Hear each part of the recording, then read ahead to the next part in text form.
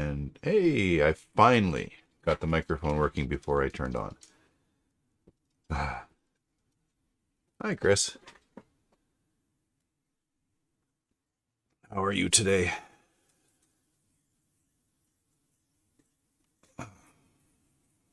Gee, what are you doing? I've got company today. You come here, you come.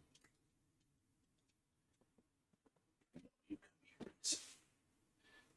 here. Come on. Oh, say hi. Say hi. Look there. Look. There. You don't really get cameras, do you? Oh. Hmm? Eyebrows. Eyebrows. Yeah, this is our dog Xiaoxue. Xiaoxue. She's got a Chinese name, but she only speaks English. It means little snow or light snow, I guess. She's naughty. Naughty puppy, aren't you? She's a gigantic mooch. And she's a bit silly. Yeah, she is a cutie. That's her saving grace. Watch. Okay, ready? Show off for the people. High five. Okay. Fist bump. Yeah, that's the same trick, isn't it? Shake. That's also the same trick. I can't. I'm holding you, so I can't do the other one. Oh, come here. Other way. All right. Oh yes, I know you don't like this. Shake. Is that the right? No, that's not the right one. Other one. No, other foot. Other foot. Oh, not that one. The other one's stuck because I'm holding you. I trained her to shake with the opposing paw. So if you hold out your right hand, she'll give you her left paw and vice versa. She knows a few other tricks. She's pretty good at sitting and lying down. And stay. She's very good at stay. So she's a mooch, but she knows if she doesn't sit nice and wait for it, she doesn't get anything. So, and what else does she know? Go through. She'll go run through your legs, and other way she'll run from the back to the front between your legs. I think that's most of it. I was trying to train her to jump up on a stool or something like a circus dog, but she doesn't like that very much. She's not good with heights. She gets nervous, even jumping up onto our reclining chair in the living room. She gets a bit nervous about the height. If I'm holding her up like this and I'm standing near a window, she really, really doesn't like that much. Eh?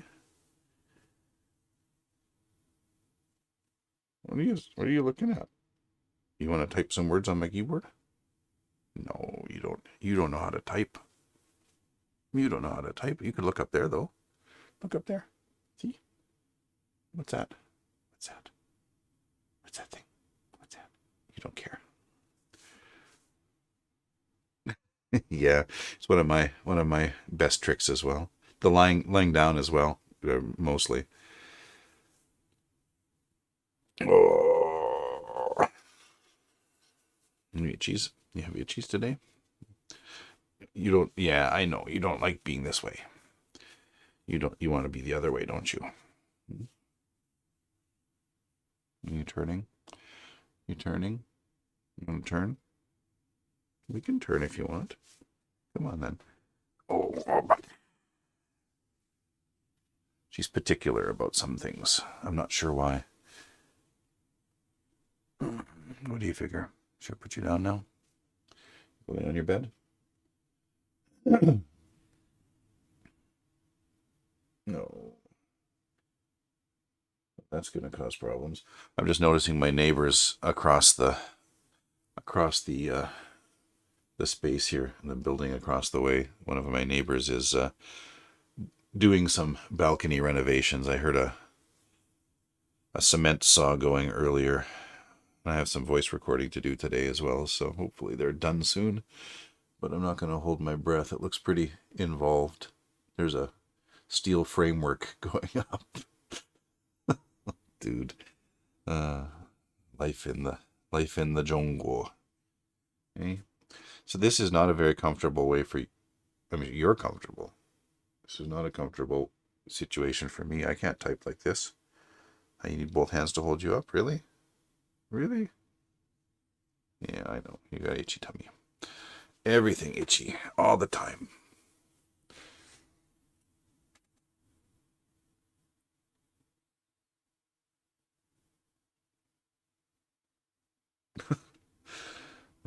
You're so spoiled. So the reason she wants to lay like this is because she's sucking all my body heat out of me, and she can also see out the window from here. Best of both worlds. Jerk. You a jerk. Are you a jerk? A little bit. A little bit. Selfish jerk. Okay, I'm gonna put you down. Yeah, down it is. Okay. You want your bed? Oh, you want out? You want to go out? You want to go out or do you want to stay in here? Which one? You choose. You choose. You want out. I know you want out. Okay. All right. You go hang out with your sunbeam.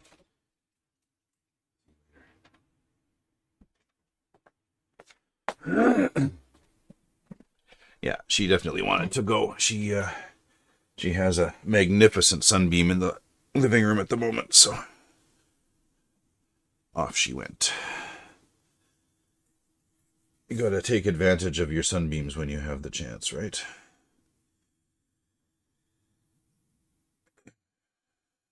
Who was that? I can't remember who. Gather ye sunbeams while ye may, for winter is coming.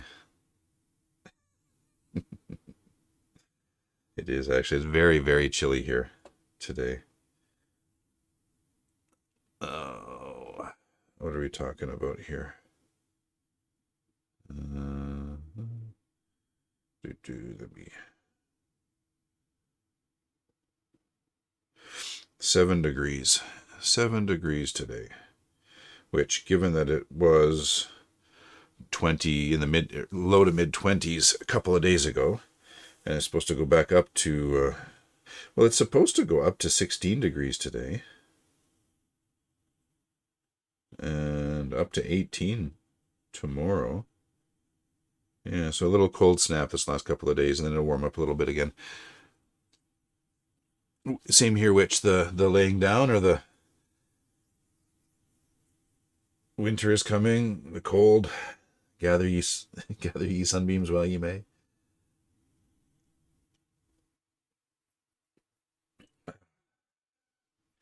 It's a little chilly today. 7 degrees. Oh, okay. Yeah.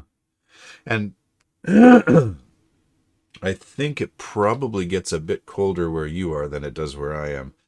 The coldest we ever get in the winter is about 6 or 7 below zero. And that's usually only for a few days.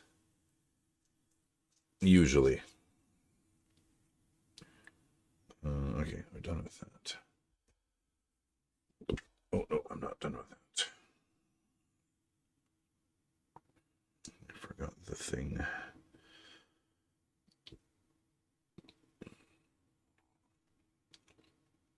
Set that going. I probably need, yeah. I call it research. I've been one of the sort of areas I want to excuse me, expand my business into, my media production business. I want to get into game production, specifically mobile game production, and specifically as an add-on methodology. Ooh, get up to 8. Ooh, toasty. Specifically want to develop mobile games as part of a language learning app ecosystem. My foundational background is in language education, second language education. I've been teaching English as a second language in China for 17 plus years. Um,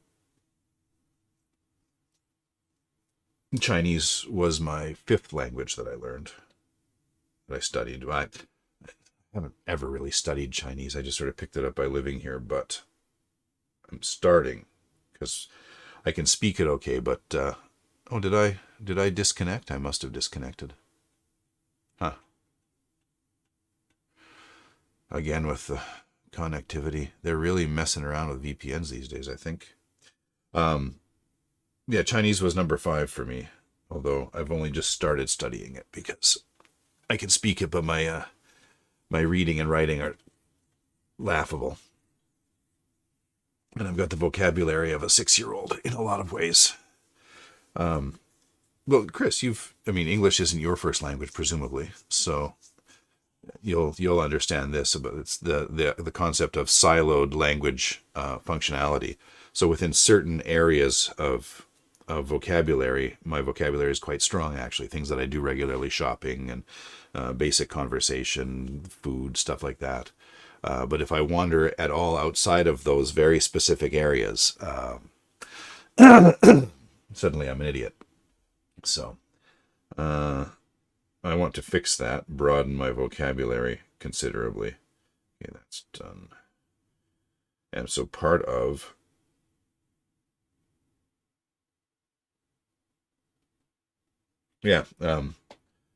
part of my research for developing mobile games in the future is that I've been playing a bunch of sort of different styles of mobile games, seeing how they work and how the monetization goes and how the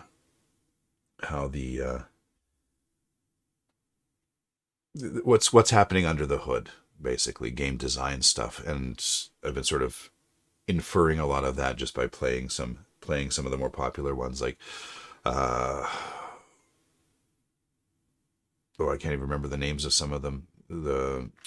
I haven't bothered with Raid Shadow Legends, which is sort of like the pinnacle of what gets advertised a lot. But I am playing Eggs Inc.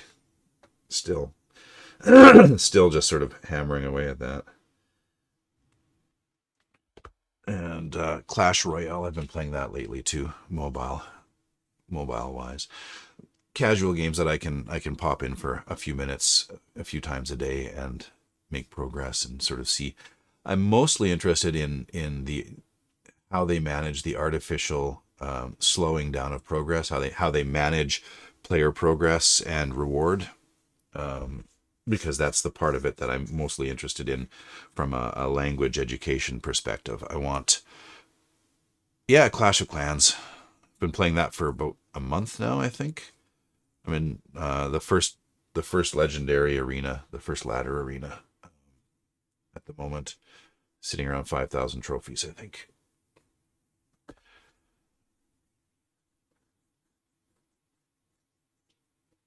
I assume you play Clash of Clans as well. I'm guessing.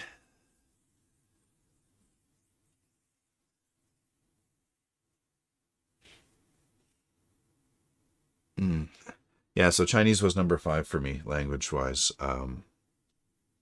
English, of course, was my first language, and I think whatever powers are in charge of the universe, that my first language was English, because it's a beast to learn as a second language. It's just so random and unpredictable and silly in a lot of ways. Oh no, not Clash of Clans, Clash Royale. I used to play Clash of Clans back in the day when it was newer. Um, I'm sure I could probably re-establish that. I don't remember what my town hall was. Probably 9 or 10.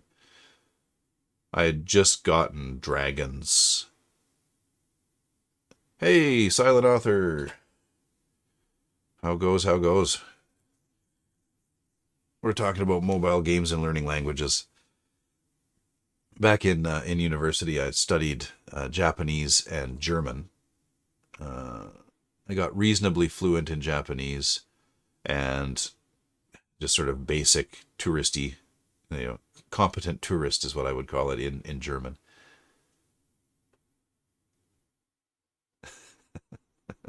Cool beans, huh? Um, oh, French. I'm still reasonably fluent in French. Um,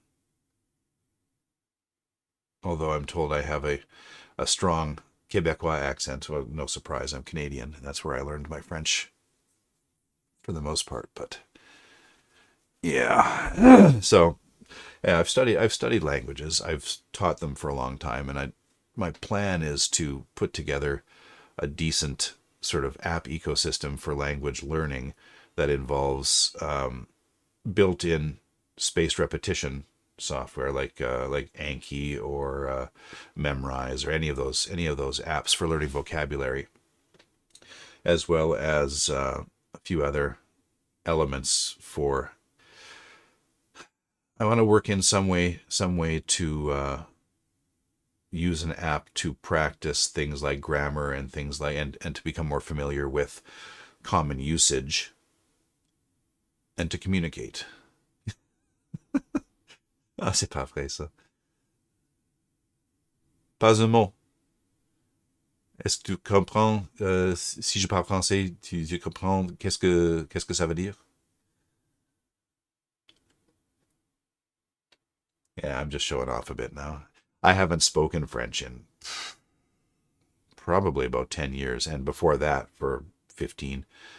Not since I my first couple of years of university. I originally went to university to be a high school French teacher. Dodged that bullet.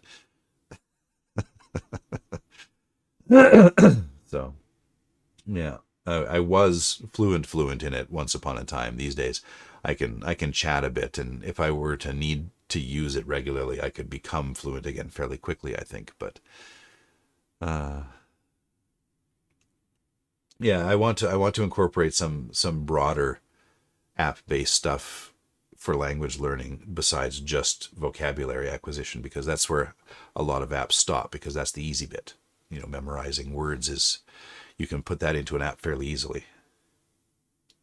No, I don't speak a word of Polish. Wir sprechen ein kleiner Deutsch, although I'm not sure that the grammar was right on that. But it's been a very long time, I have to say. I've been stuck mostly speaking English here in China and then Chinese a lot, but that's about it. I had a bunch of French friends here for a while, but they've all moved on to other places, and I don't see them or talk to them that often, so my French is dwindling a bit again. I've actually had jobs here where I was forbidden from speaking Chinese in front of students, even outside of school hours. So foreign teachers here are strongly discouraged from speaking Chinese in a lot of ways. Um, yeah, but the language learning stuff, I want to incorporate mobile apps, sort of using the freemium model. The you watch ads to get ahead in the game kind of thing, but instead of watching ads, um, you do vocabulary drills, and that gets you points that you can put towards stuff in your attached mobile game. So I'll have 3 or 4 different styles of game that attach into the core language learning app, and you get ahead in your game side by doing the things you're supposed to do in the language learning app, sort of motivation assistance. Why are English teachers discouraged from speaking Chinese in front of students? Because the only purpose foreign teachers serve here in anyone's mind is to provide examples of natural language speaking. That's why they're hiring you to be to be an English speaker, and that's what they want from you all of the time. I've only ever had one job that in my contract it said that I could technically be fired for speaking Chinese in front of students no matter where I was. So like if I bump into a student at the supermarket or whatever and I speak Chinese in front of them, technically I could have been fired. It was never going to happen. Contracts here don't really mean much anyway, but yeah, that was in there. Basically, foreign teachers here are marketing gimmicks more than anything else, or little dancing puppets there for marketing and very little else. We're not considered to be real teachers, which still bothers me a fair bit, but whatever. So, well, we've got 3 viewers in the chat: Silent Author and Chris. I'm still a bit. I'm still gonna go with Chris. Hope that doesn't bother you.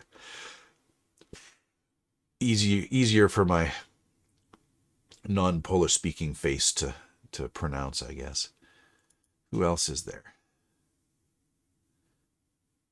Go with him. That sounds religious-y.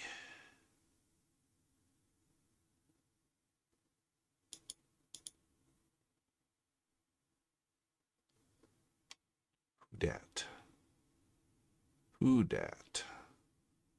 Yeah, is that a person or a bot? I can't tell half the time. Let's find out. Definitely religious. Oh, electrical longboard. Okay. No, this is a person, not a bot, I think. Maybe not.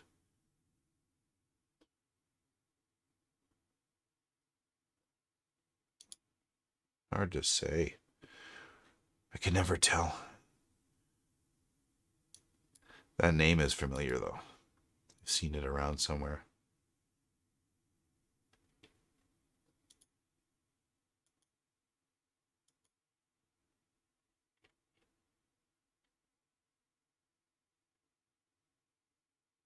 What happened to my chat now?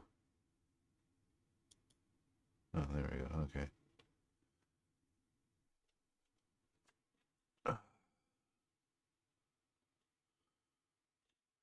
Well, let's go.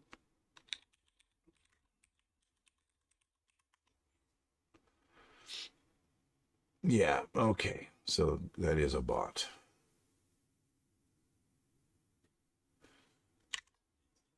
That's what I thoughted.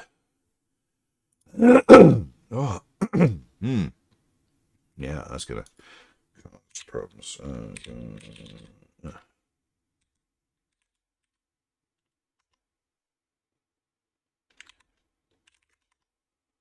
There we go.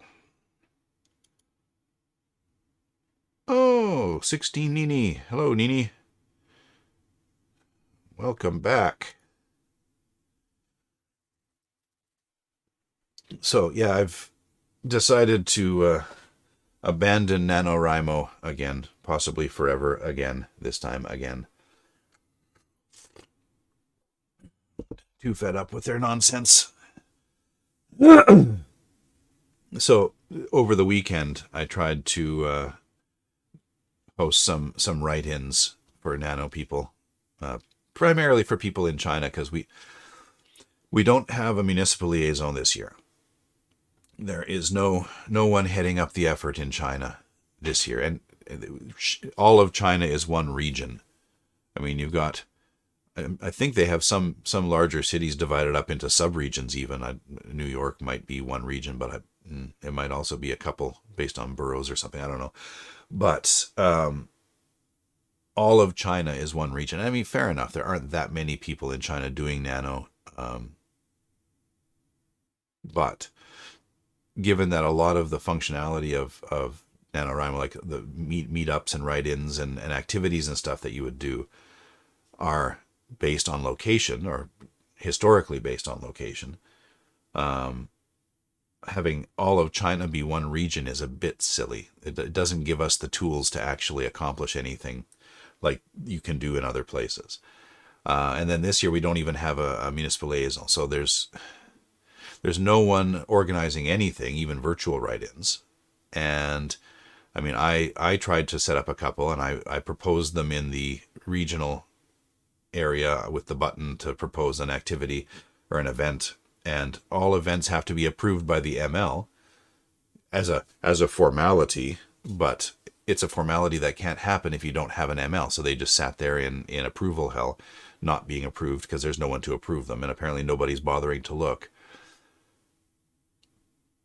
So I figured, all right, well, I guess I'll post in the forums and let people know in the forums that we're having a write-in. And it's a virtual write-in. So there's really no reason for it to be, restricted to a region, to one specific physical location. If someone's around at the time that it's on, why not swing by and join in? No reason not to. So I posted in the regional forum just to let people know, and then I posted in the main forums in one of the sub forums for finding writing partners or something. And apparently that was the wrong place, because that's only for writing groups, and it was only for people setting up writing groups on the main NaNoWriMo site. Okay, fair enough, whatever, my bad. Missed that in the description. But one of the moderators had moved my post it changed it into a comment on someone else's thread in a different area of the forums.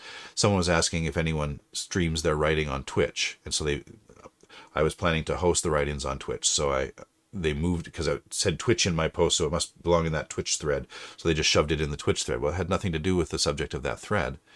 I was trying to set up a write-in. I wasn't talking about my stream. So I deleted that now comment on that thread, and I ended up posting in that thread saying, yeah, I do that. Here's my info, whatever.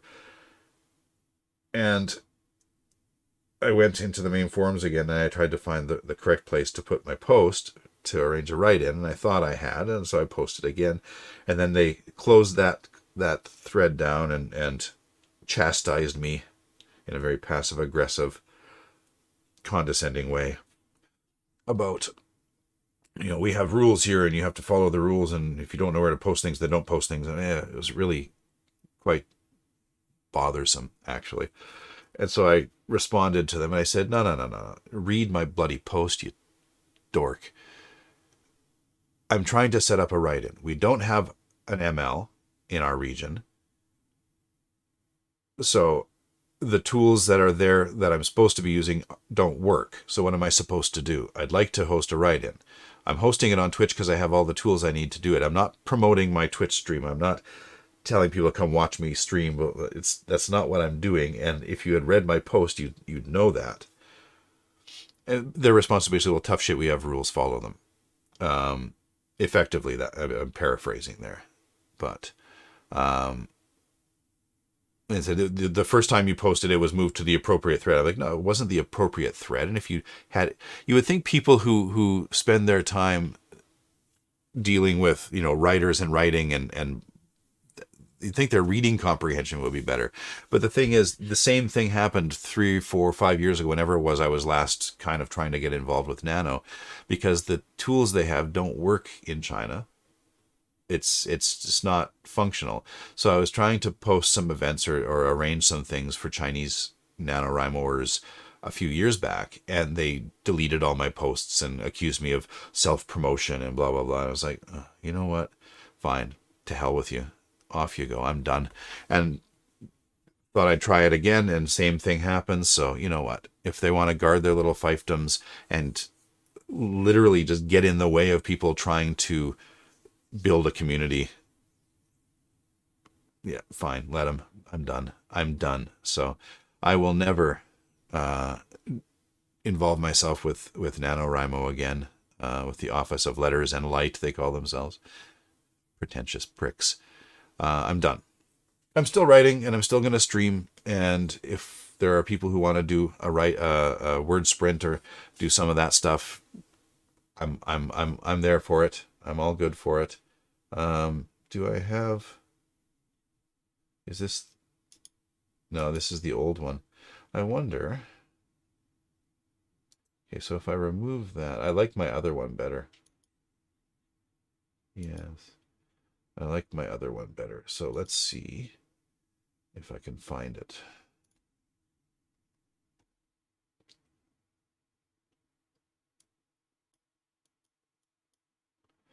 And existing...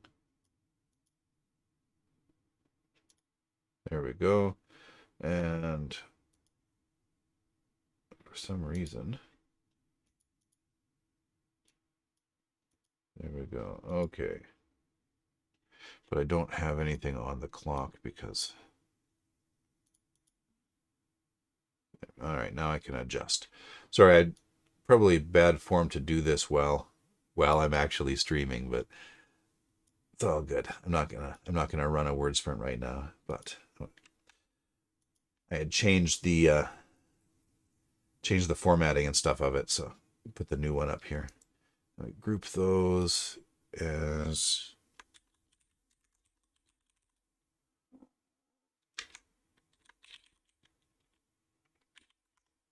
that, and I like to set a color for it so I can pick it out. Not that I have a lot of stuff. I thought I picked a color. There. All right. So I can see when it's open and stuff in my set of things. Okay. Good. Now I can hide that. Cool. Anyway, yeah. So I'm officially over NaNoWriMo. They can go and fornicate themselves in an uncomfortable orifice, as far as I'm concerned. But I still feel strongly about people writing and getting their stories done and putting words down if that's what they feel like doing, what they want to do. I think that's an important thing. I just don't agree with how bureaucratic and interfere those folks are. One person in particular, the lady who's in charge of the forums, has a gigantic stick firmly up her butt. And as far as I'm concerned, she could shove it in further. I really have no patience whatsoever for officious people who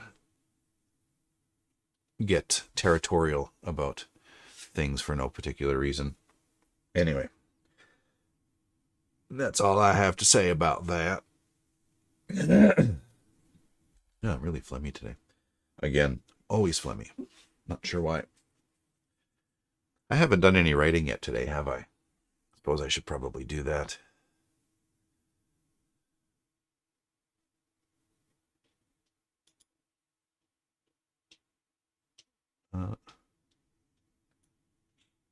We lost Nini. Nini popped in briefly, but she wandered off again.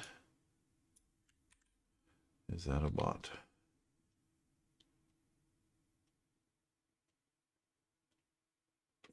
Showed up on bot lists anyway. Bye.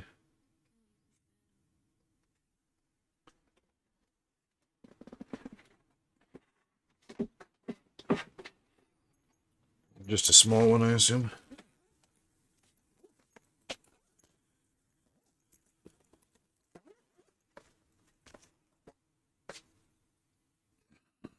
It's full. No, I mean, camera. Oh, a camera battery. I thought you wanted to be specific. I've got different kinds of batteries. Just a minute. Double check that this has power in it.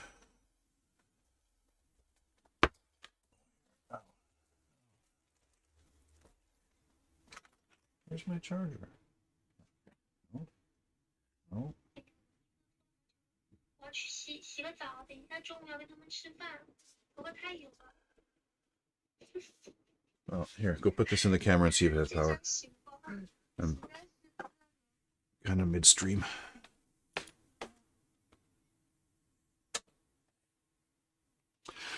Pardon me while I close my door properly.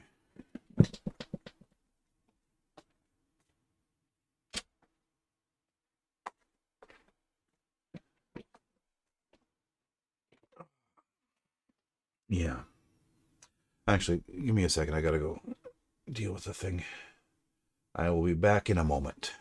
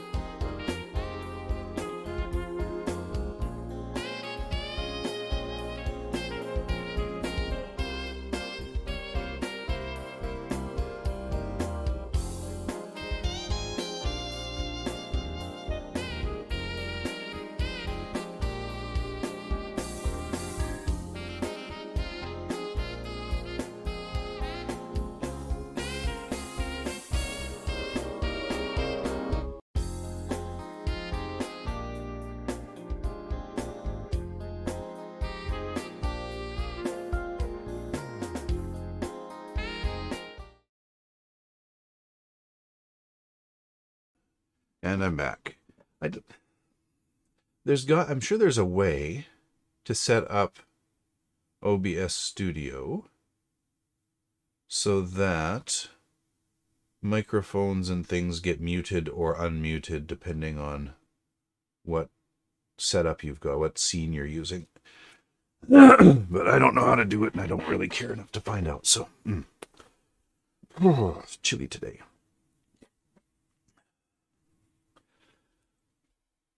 So, three viewers and only one active chat. Are you still there, Silent Author? How goes the writing?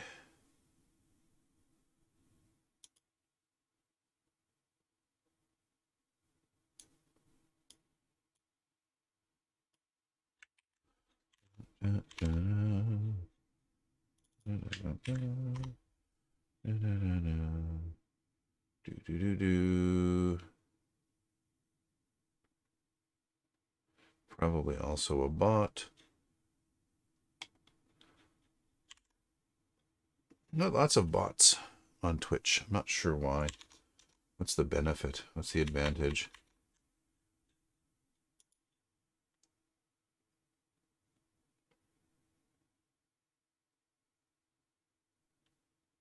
And that's a bot.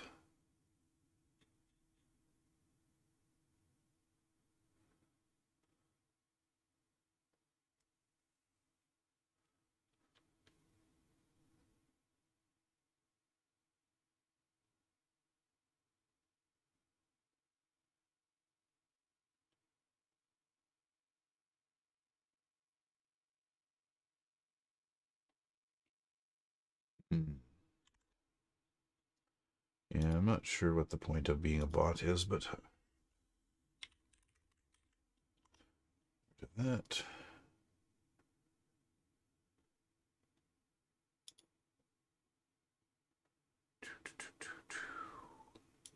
Pretty sure that's a bot too. Do.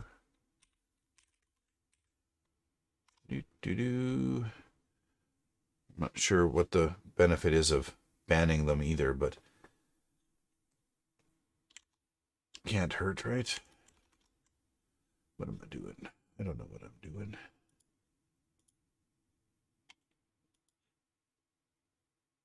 Ooh.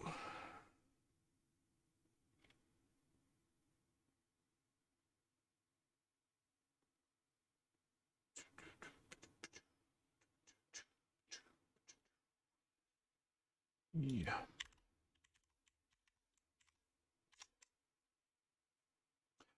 Well, I suppose I should probably move the cursor a bit while I'm here.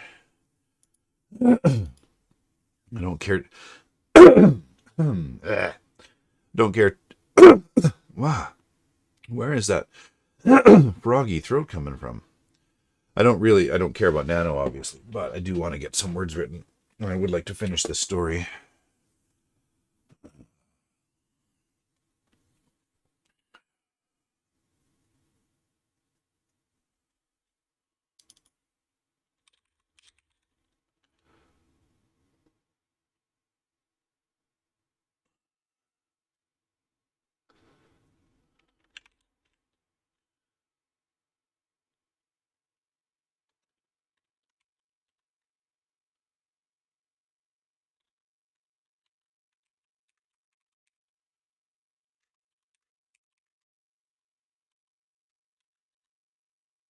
Hey, how's it going?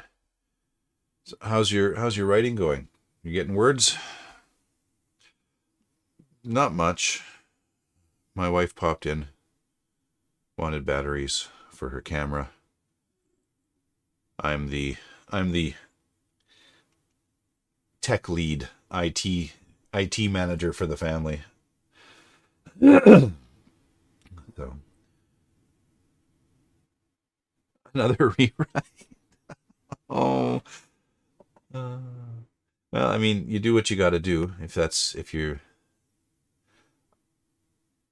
so unhappy with what you've got that you can't let it sit until an edit, then by all means. I'm not one to lecture on leaving things alone and coming back later. But yeah, you know, the general guideline for NaNoWriMo is keep writing, forge ahead, fix it later, right? Move fast and break things. So the general advice, and it's tends to be good advice, I think, is, you know, make a note of what you want to change or how you want to change something. Just make a note in the margin.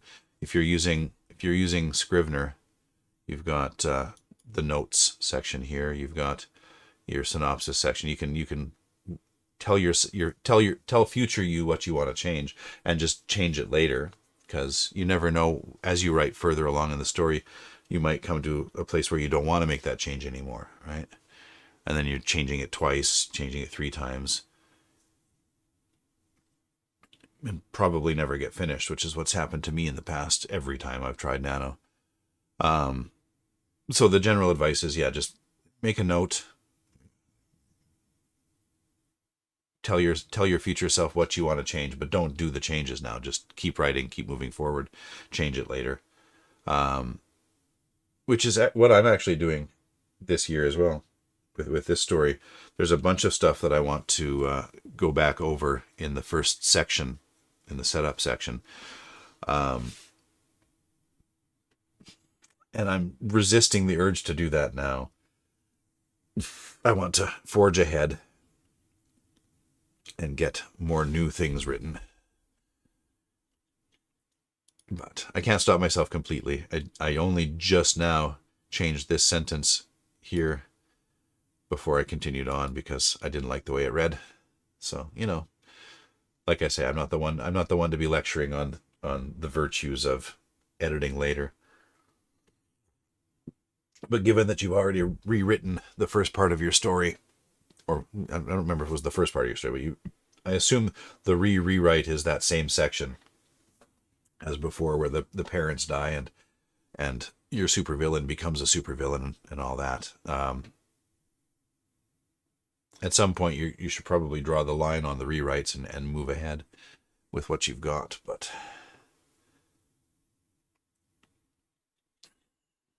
like I say, if it's stuck in the back of your head and you can't let it go, it's impossible to move on because it's just not the way it should be beforehand. I get that. What do you guys think of my new fuzzy circle? I know Chris has already seen it. Well, okay, yeah. That is poison. I can't move ahead. I want it to be amazing is poison. It will be amazing eventually. But you write the first draft, you write the first version of it. The first version won't be amazing. It won't. It will not be amazing. Accept that. Hemingway, the first draft of everything is shit. It's true. It's absolutely true. I mean, it's not always shit. It's not. The first draft isn't always terrible, and the more you write, the less terrible your first drafts tend to get. But the first draft of everything is nowhere near as good as it will be when you're done. But editing is part of the process. Dream sequence.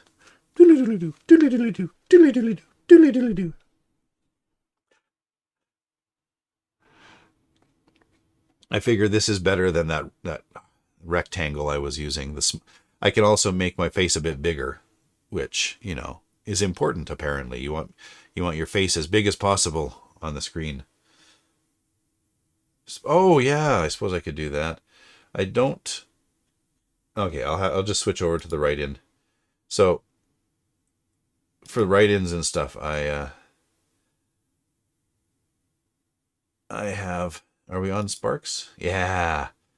Because when we're doing a write-in, I don't want you guys getting distracted by my document, by my typing and my writing. So if we're doing a write-in, we have Sparks. Sparkle sparkles, and they turn silver in a second. Silver sparkles. And what else can I do? I can change. I have a few that I can cycle through, although not easily. We've got this one, which I'm not terribly fond of, but just sort of random cycles of backgrounds. And this is not my favorite, but it's okay. It's magic. We've got, oh, a Christmas Boca lights. It's beginning to look a lot like Christmas. I should really write. It's a traditional Christmas song. It can't be copyrighted, I'm sure. And, of course, the never-ending story. This one really, really reminds me of riding on a fuzzy puppy dog dragon.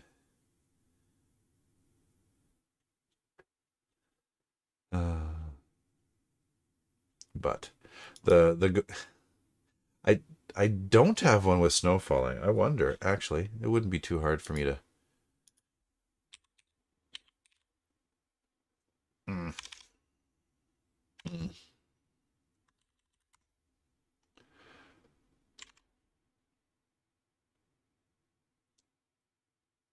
Yep, good. Time-traveling supervillain Rose.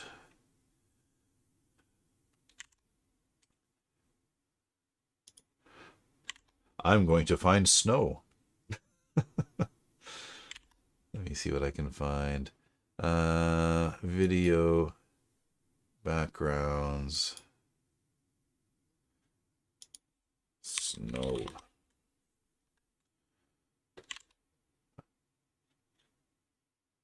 Oh, okay. So we're gonna bring her forward a bit, I guess.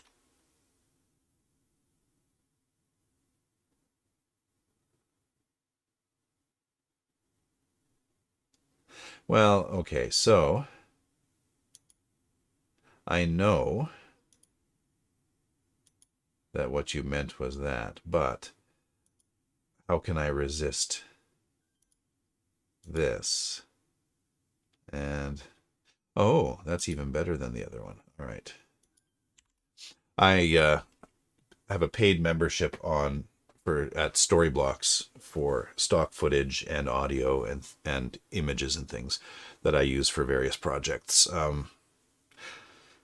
Probably, if I'm honest, not getting my money's worth. It's only like $9 or $10 a month or something like that, but it's just, yeah.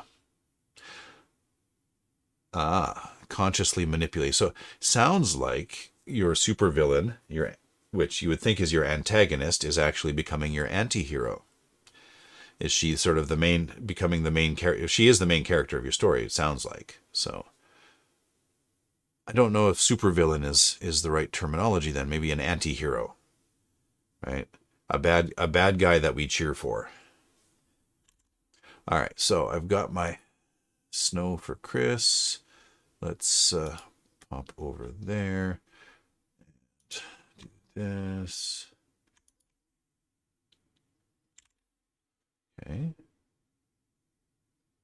That's that. I've got Christmas Snow with Alpha SBV. And, oh, I didn't download this one yet. Okay.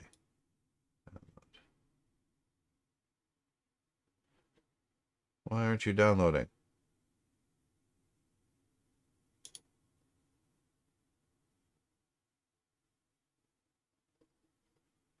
Download. Do. Download. There we go. Okay. There we go. Aha. Army matey. R. So, grab those. I do, partly because I have so many projects going on at any one time, I have a very involved folder system on my network drive. Backgrounds. There we go. Okay.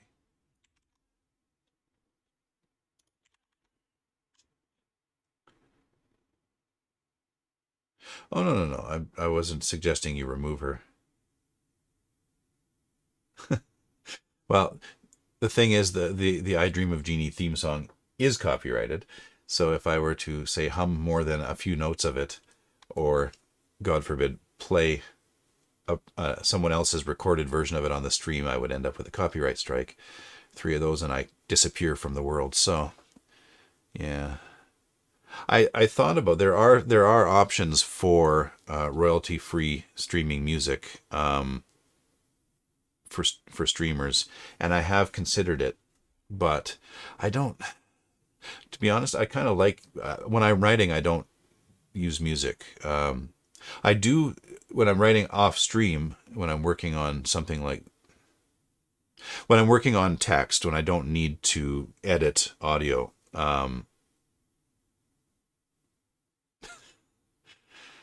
Chris, dude, he's teasing you again.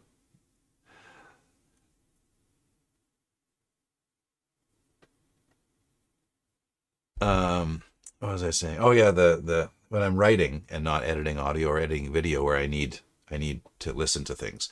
So if I'm just writing, I use Brain FM, usually the forest concentration or rain concentration or wind concentration, sort of white noise with some sort of trippy kind of thing going on underneath it. I don't know that it actually has any effect, but it doesn't hurt me, so whatever. So yeah, I decided that given that my stream is about writing, and it should kind of reflect how I work when I work, which is not today apparently. Snow. You want snow? Let's see. How about this one? This is the one I was laughing about. This is the kind of snow that I remember from where I grew up. If it snows, it snows. I know this isn't what you meant, Chris. It's snowing. Ah. But I also grabbed this one. Cartoon snow. So much better. The best thing about cartoon snow is that you don't have to shovel it. It doesn't have to be a snowman.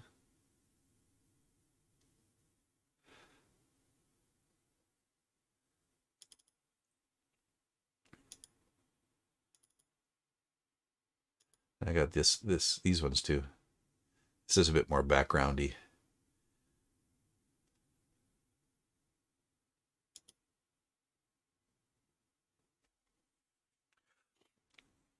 When I was younger, as a child growing up in the late 1970s and the early 80s, there was a musical artist in Canada, called himself Metro, and he put on this fake sort of, I think it was fake, pretty sure it was fake, Ukrainian accent. I think the man himself was of Ukrainian ancestry, but he put on this heavy cartoonish Ukrainian accent and put out a bunch of Christmas albums that were sort of quite regional in their flavor. But I mentioned before, there's a fairly large Ukrainian population, Ukrainian community on the prairies where I grew up, and so he put out these albums. He did parody versions of all the classic Christmas songs, but with a Ukrainian sort of flavor to them. A lot of them were about food. So like the 12 days of Christmas, he wanted 5 golden rings of kibasa, 4 holopchi, 3 rubber boot, 2 perohe. So he's talking about sausages, and perohe is potato dumplings. Holopchi is cabbage rolls, I believe. And a chicken coop to keep the ducks in, things like that. I think he'd probably be canceled within 4 nanoseconds of putting something out the door these days for cultural appropriation or something. I don't know, but it was funny back in the day. Charming and cute, and he had this whole character. He got played on the radio again. Say again, please. Which? Holopchi? Perohe? Kielbasa? I'm sure my pronunciation is questionable. 4 holopchi, 3 perohe. Chikai, boys in the band. This is all from 20-year-old, 30-year-old memories, so 40-year-old memories in some cases. I imagine there's probably some experience tells me talking with Polish people here in China. I've met people from everywhere here in China, and I've had this conversation with Serbs, Poles, Ukrainians. Apparently, Canadian Ukrainian and Ukrainian are not the same. No surprises there. Canadian French and European French are not the same either. But yeah, there's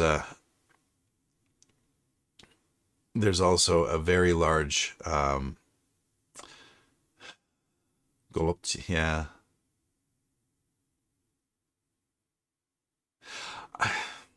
it is a cabbage roll with like rice and ground meat and tomato and things inside, right? Yeah. Not my favorite. Not my favorite. I mean, I like them once in a while, but I know people that go crazy for them, and I've never been an enormous fan. They're okay. I like them, but I wouldn't go out of my way to get them. But holopchi. Oh, sorry, perohe, the peroche, potato dumplings. Those I would do some dodgy things for those. The Canadian version, there's tomato sauce on the outside. There might yeah, I guess there's probably no tomato on the inside, but when you eat them, that gets mixed up. Sort of a tomatoey sauce on the outside, usually where I'm from. But I guess onion, rice, and ground beef on the inside. Seasonings. Only sauce, yeah. Potato dumplings, though, with some sour cream, some fried onions, maybe a bit of bacon. Bacon optional. I'm not a huge fan of bacon either, but fried onions and sour cream on some nice moist potato dumplings. Aw, I've made them here a few times. I use Chinese jiaozi skin, Chinese dumpling skin, which is not the same, I know, but boil up some potatoes, get some mash in action going on there, fill up some dumplings. I'm hungry. Really hungry. Yeah. I will say this. Eastern Europe has an awful lot of very, very good food. Although if you want to maintain your girlish figure, as I do, you have to partake cautiously. But it might be time to make some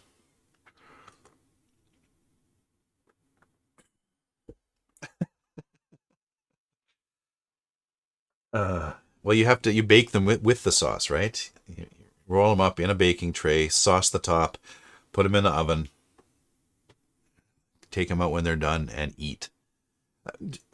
So, I'm from Saskatchewan in Canada. It's the rectangular province, third from the left.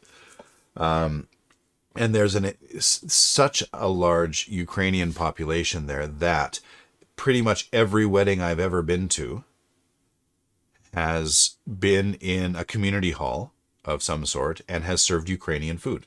Even I mean, my family's not Ukrainian. There is no Ukrainian in my family. I guess my mom's side is pretty much all French Canadian, but back to the 14 somethings is my understanding, but French all the way through. And then my dad's side is Dutch and Austrian. My dad's mom came from the Netherlands after the war, and my dad's parents were from Austria. He was born in Canada. So, quarter Dutch, quarter Austrian, half French. There's various mixings of other things in there. There's sure there's some native Canadian in there somewhere, some First Nations here and there, and bits and pieces of damn near everything else. But weddings are almost always Ukrainian food. It's cabbage rolls, pierogies, sausage. Yeah. That's just what you have at a wedding where I'm from. Ukrainian food. And I can remember some people trying to sort of part ways with that a little bit and do like a roast chicken or roast beef or something. Roast beef is pretty common as well, but you got to have pierogies and cabbage rolls as well. Otherwise, people complain, justifiably. I mean, the only reason to go to a wedding is for the pierogies and the cabbage rolls, right? So, I am getting really hungry. Stop talking about food, me. Yeah, there isn't, to be fair, there isn't an awful lot I miss about Canada. Not anymore, anyway. China has moderned up a bit, and it's easier to get. If you want a Western thing, it's easy enough to get it now. It didn't used to be so. It really didn't used to be so. When I first got here, coffee was really hard to find. There were no Starbucks in China back then. There were no cafes. Coffee wasn't really a thing. There was a chain of places called the Sea Straits Cafe, and it was this vastly overpriced, pretentious.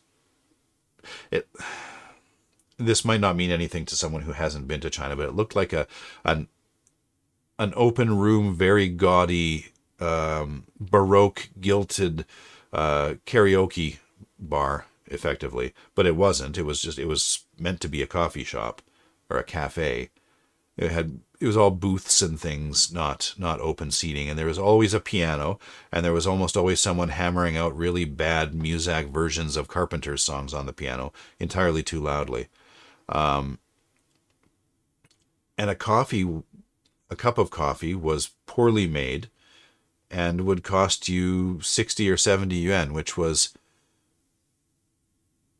effectively about 1% of your monthly salary at the time. So, yeah, about that, because I was getting paid 6,000 yuan per month as a full-time teacher in 2004. And yeah, 60 kwai, 70 kwai for a cup of coffee. And it wasn't very good coffee. So I ended up drinking Nescafe instant coffee for several years, which is terrible stuff. But, one does what one must when one is addicted to chemicals. So, and then I figured out that I could buy, once Taobao opened up, so that would have been about 10 years ago, 10 or 12 years ago now, I guess. Once Taobao became a thing, I realized I could buy coffee online. I could order raw coffee beans, unroasted coffee beans, and just roast my own coffee. So I've been doing that for a long time.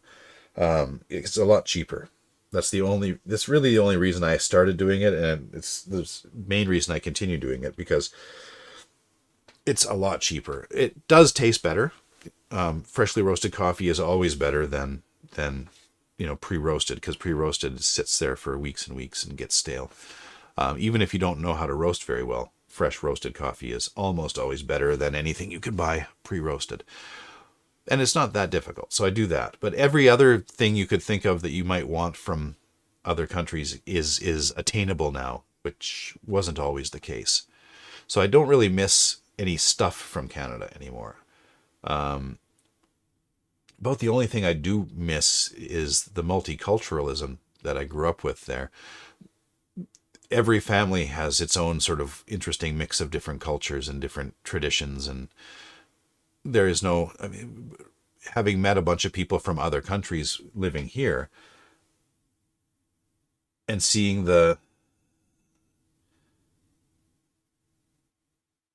monoculturalism that exists in other countries, like there's so much shared experience and shared tradition amongst everyone from France, for example. They all have, more than they think they do, the same culture. There's regional differences, of course, there always are. And if you find two people from different parts of the same country, France or wherever, Germany, or take your pick, Serbia for that matter. I've known quite a few people from Serbia, and they'll talk about regional differences, but Serbia is Serbia is Serbia. There's more the same than there is different, but you can't say that about Canada. There is so much variation from, not just from region to region, but from city to city, from family to family, that there is no large sort of monocultural block of experience that you can say, oh, I'm Canadian, you're Canadian, we share this bag of stuff in common. That just doesn't exist. And I kind of miss that, actually. I miss the variety, the variation. You certainly don't get it in China. Yeah, I miss that. I miss the variation. And I understand that there's more and more friction between different groups in Canada now than I was aware of anyway. Never mind than there used to be, but that's about all I miss. I don't really miss anything else. My family that still lives there, I guess, but the internet exists and we can chat. So yeah. Well, well, yeah. I don't think I'm going to get much for writing done today.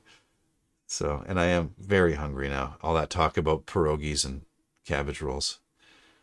So I think maybe I'm going to call it a day, call it a stream. Um, mm. In case anyone's watching this after the fact, or I'm down to one viewer showing up, so I think I've dropped a couple people. I won't be streaming tomorrow. I'm in the middle of applying for my Chinese green card. So yesterday I had to go and get a bunch of documents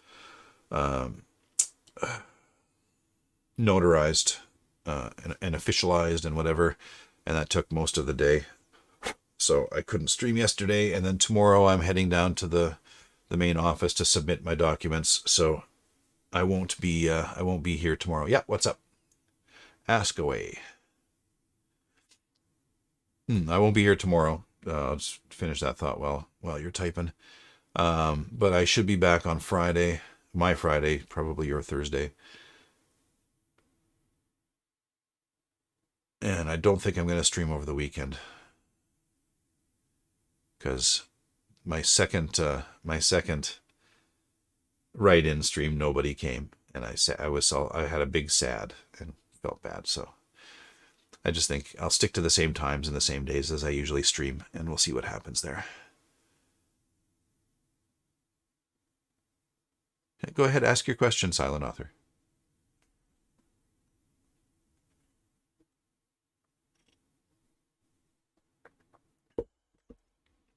I think we're getting some lag.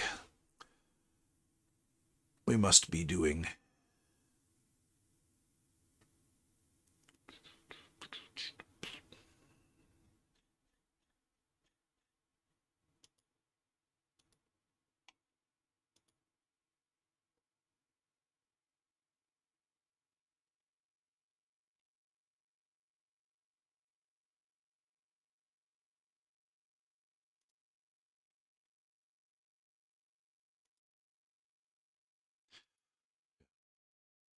Oh, I got an offer. Cool. Love when that happens.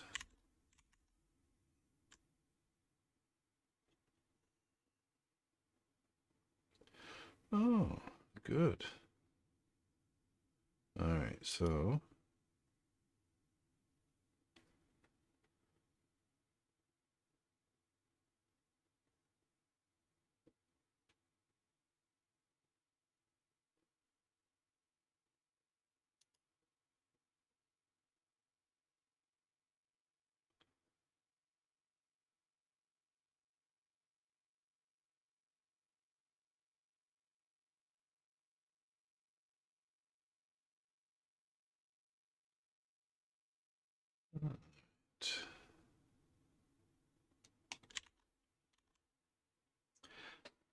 mm.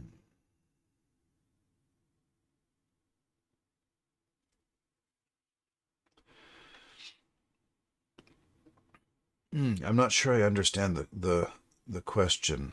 Knowing Rose is a time traveler, should be observing the birth of many going to be magic superheroes, or should I wait to mention Rose?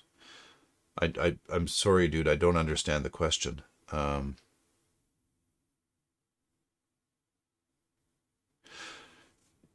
you mean should you? So the story is going to involve the birth of many going to be magic superheroes, and should that happen before we meet Rose, or should it happen after we meet Rose? I don't know that I can answer that either way, but yeah, okay, I'll wait for the other version.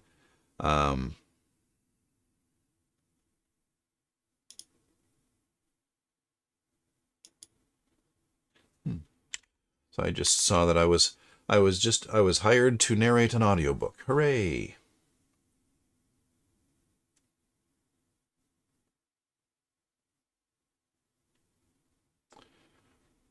That's good. And one of my regular clients has just paid me for a couple of YouTube voiceovers that I haven't done yet, so I have to do that today. Oof, okay. Better to be too busy than not busy enough, I suppose. I'm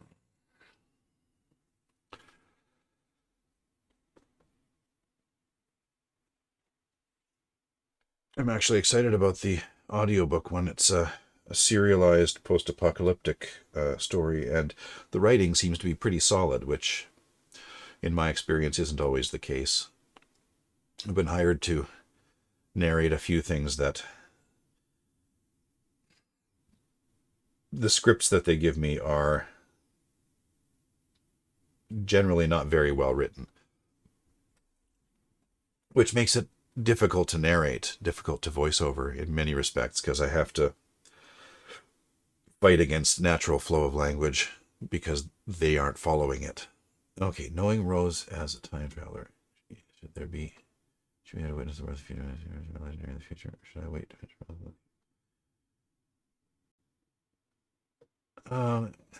Depends on. I guess it depends on what effect you want to have on the story and for the reader. I guess the first question I would ask myself is Rose there, or is she not there? So is Rose present for these events, for the birth of these people? Is there a reason for her to be present? Is she curious about double checking, making sure things happen, whatever? Okay, so is there a reason for her to be there, first of all? And if the answer is yes, then how much of that should the reader know? Should the reader be aware that she is there? Should the reader be aware of who she is and what she's doing? Or should... What was that? Are they... Oh, okay. Sorry, there's a flash of light. They're putting glass up on that metal framework I mentioned earlier, and he just reflected some sunlight at me from across the way. So if Rose is there, then the question you need to answer is, you've answered this. She should be there to witness. Okay, yes.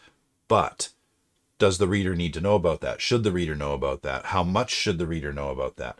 Should the reader know someone is there, but not understand the significance yet?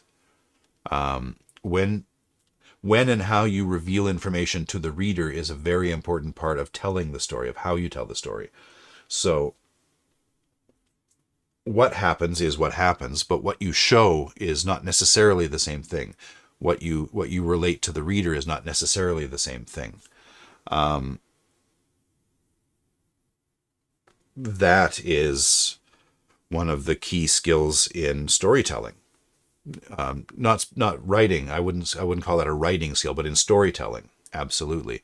Deciding what to tell and what not to tell, what to show and what not to show, how much of something to show, how you describe it, and how you deliver that information to the reader is writing, in this case. So there's connection there, but yeah, you need to think about your different options. So, full reveal, partial reveal, mostly hidden reveal. So like have this particular nurse showing an odd amount of, or an odd kind of interest in the baby or babies. But don't explain why, for example.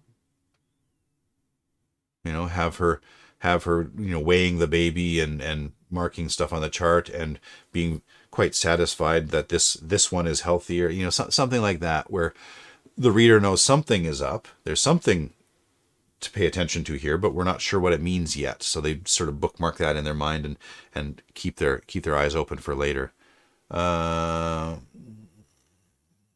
Okay. So she's checking up on them and so forth and whatever. Okay.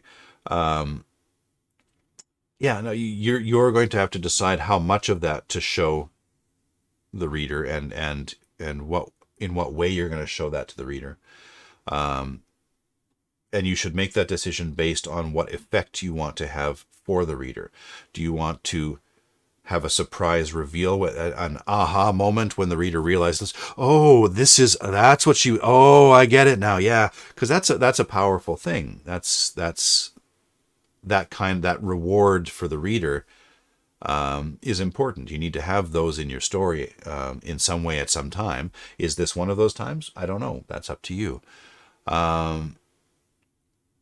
Do you want to have the reader know what's going on at the time and then the pieces just sort of slot together in a sensible way? It really depends on what role this element has in your story as a whole. And it's not my story, so I can't be more specific than that, really. That is your decision to make, and I guess my advice would be to make sure you make the decision consciously and for reasons, and the reasons being the effect you want to have on the reader. That should,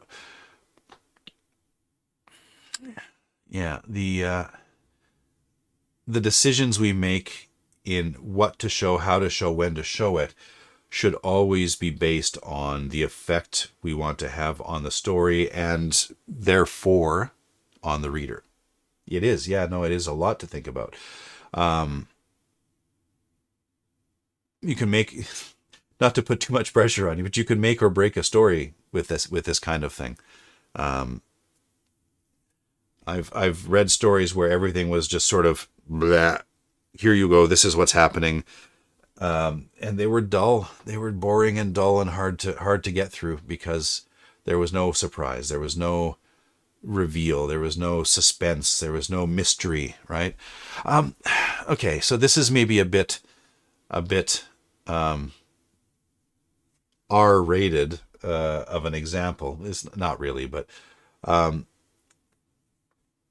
if you think about what is more interesting to watch, an adult dancer taking off her clothes and just moving around all naked, or the Dance of a Thousand Veils, where you don't ever actually, a burlesque performance where you don't ever see anything specific, but it's just always being teased. It's always just about there.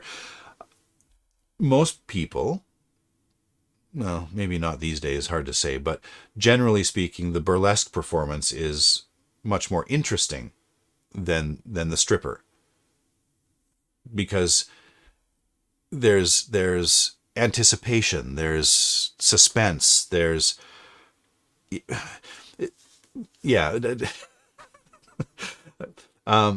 nobody wants a dull story. The decision comes down to, is this particular element of your story the kind of thing that should be suspenseful, that should lead to anticipation, that should have a reveal?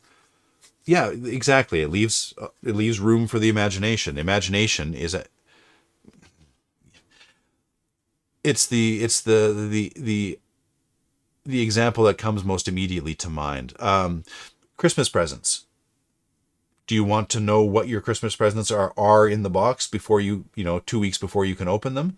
Or do you want to imagine what it could be? Do you want to shake the box and listen? Do you want to maybe try and peek in through a little tear in the wrapping paper and get clues and try and figure it out? Most people enjoy the latter more than the former. Most people enjoy the suspense and the guessing and the thinking about it more. If you tease this odd nurse who seems to be strangely interested in these babies, but you're not sure why. Well, then you're thinking about it. It's in there. You're guessing. You're wondering. But it might not be that kind of element. It might not be the kind of thing that you want to be suspenseful about. Douglas Adams in Hitchhiker's Guide to the Galaxy at one point talks about something like that. I mean, some things you want to describe, some things the reader is interested in, and some things they're not. You know, Arthur Dent got up at 7:30. He rubbed the gunk out of his eyes and cleared his throat. He took 14 steps to the bathroom sink and brushed his teeth. 47 strokes on the top and 300 strokes on the... You know, that kind of thing doesn't lend itself well to description. It doesn't push the story forward. It doesn't add anything of value. And so it gets omitted. Arthur Dent got up. He got ready for work. We're done. That's all we need to know. This kind of thing, it sounds, if you're asking the question, if you're asking what you should do about it, then it's probably the kind of thing you want to cover, you want to have in the story. And if it's the kind of thing you want to have in the story and described, and you might want to use parts of it as a reveal later. You might not want to just give it all away now. I mean, you answered your own question about should she be there? Yes, you said she needs to be there. Okay, great, she's there. Does the reader need to know she's there? Yeah, otherwise there's no point in her being there. If she's there and the scene is being described to the reader, then she needs to be in the scene. How much and to what degree and how obviously, that's the decision. That's the question you really need to answer. And you're going to need to answer that question. I can't answer that. Nobody could answer that question for you. That's what makes it your story, is those decisions. So, there you go. That's all I got to say about that, I suppose. Yeah. That's the kind of thing that I enjoy about writing my stories, is deciding how much and when and what to show the reader. And when do I show them the whole picture, or do I ever show them the whole picture? Maybe there's things you leave undefined, unspecified in your story, and leave it up to the reader to imagine.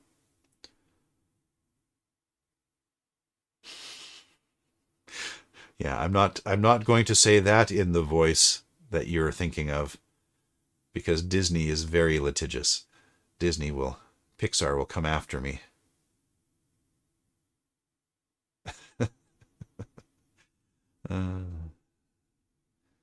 All I'll say about that is, you've got a friend in me.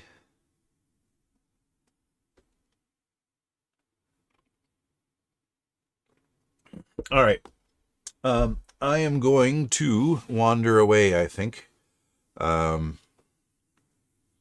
still got to prepare a personal letter for my application tomorrow. And as I said, I've got a couple of YouTube videos I've already been paid for that I haven't recorded yet. So I got to do that this afternoon.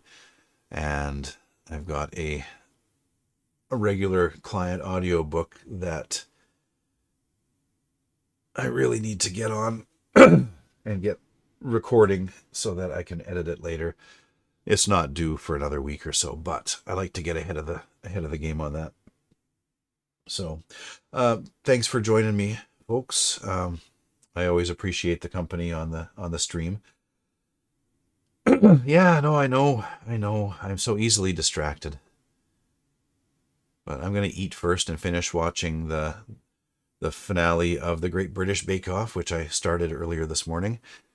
And then I will get to work this afternoon.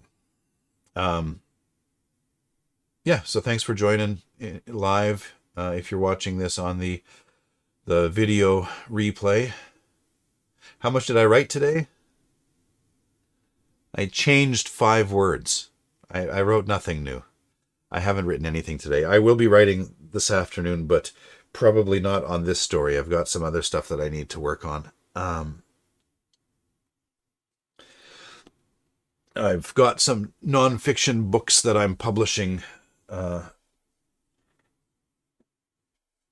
with my media company that I will talk about at a later date. Once I've got a few of them out the door, I'll mention them. for now, I think I'm going to leave them hush hush. It's a regular nonfiction writing project that I'm going to be working on, a series of shorter nonfiction things that I'm working on developing. So I'll tell you about those later, but I do have to get going on them. I'm enrolled in a university course, self-study university course, where I'm working with a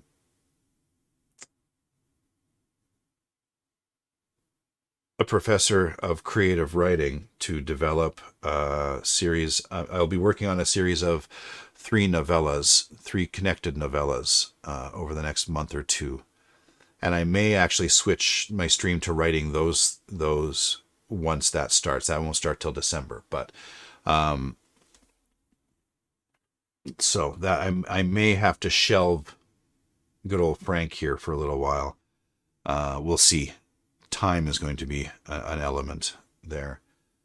I only have so much time to work on any particular thing, and I'm going to have to work on those novellas.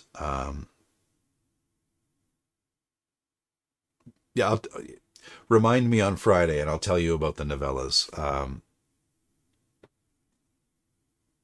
Completely different style and genre and everything to what I'm writing now. So I may have to put one away to work on the other. I don't know how well I'll be able to switch back and forth mentally, etc. But I'm going to go now. I have to go and get some other stuff done and eat something. I'm hungry, really hungry. So thanks for joining me. If you're watching on the replay videos on Twitch, don't forget to follow so you know when I'm going live and you can join the chat. We always have a good time. And if you're watching on the YouTubes, do the stuff under there with, you can't see I don't have my rectangle. You can't see where my hands are going. They could be doing anything right now. Ooh, how very rude. Not really. Hit the bell and the subscribe-y thing and the like, the thumbs up, and we'll do all that stuff. And I guess I'll see you next time. Bye for now. Bye, guys.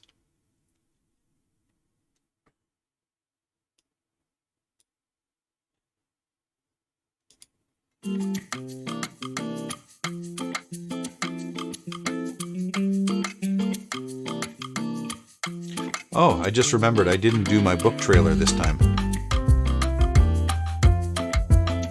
I said I was gonna do Easter eggs like Marvel movies and do end credit scenes and things, or just talk over my see you next time bit.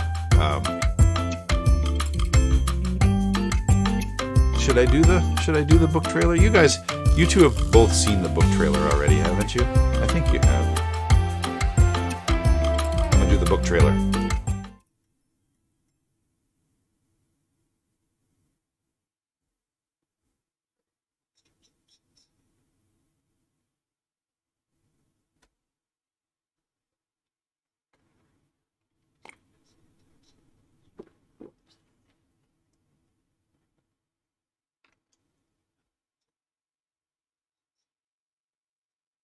This was made entirely using stock footage.